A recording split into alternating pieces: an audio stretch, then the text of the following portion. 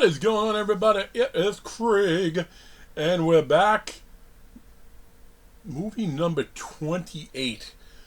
Got a feeling these Fast and Furious every day for the past week, that's going to stop soon, but I just want to get to a point where reaching the hundreds are a little more reasonable. And I pretty much coming close to doubling my output in under a month, so that'll be a plus. As you saw from the thumbnail, it is 2023 The Bellkeeper. Now, initially, I saw this on. I actually ordered this. I paid like $4 or $5 to rent this, which is one of the reasons I avoided it. But you know what? I was bored, and I'm like, you know what? I'll give this one a go. And you know what?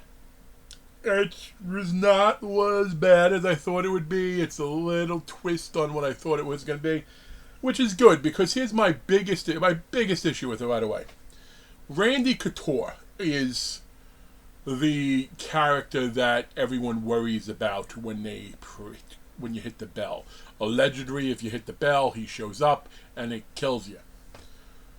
So of course, with stupidity, people hit the bell. I don't get. You know, if you touch that, you'll die. You touch it, you die. Oh no, I didn't mean it. But Randy Couture is not a small man, but I am taller than Randy Couture. I'm bigger than Randy Couture too. But Randy Couture, I mean, he's a former fighter, and now he's an actor. He's been in a bunch of movies. I actually saw him in episodes of Hawaii Five-0 too, and he's not bad in some of those. In this, though, it didn't fit him because they're describing this monstrous guy, and he's a little under 6'1". And it's so obvious what they did. They cast the male lead was very, very like 5'4", something like that. Then the female lead probably 2 inches taller. So it's like they purposely cast small people and did so in camera angles to make it look like he was even more posing, which I don't think I needed that. To spoil or not to spoil? You know what? I won't spoil this one because I don't think this is a. I think this is a worthwhile film to watch. I will tell you, it actually has elements of Evil Dead. You know, and I think that's kind of neat. Obviously, Evil Dead is, you know, one of the top 10 stalemates of horror, in my opinion. You know, whether or not you like it, that's on you. I mean, if you don't like it, I understand it. You can't always be right. Because if you don't like it, there's something wrong with you. Everything with Bruce Campbell in that series, Evil Dead 2, which is kind of the same thing. Army of Darkness, and then I did like Ash vs. Evil Dead, although I didn't watch the last season. I watched Stars for a little bit, and when I got back, I didn't go back to it. Eventually. This movie has elements of that. Nowhere near as good as that, but I guess I'll spoil this much. The bell essentially summons Deadites to take over the people.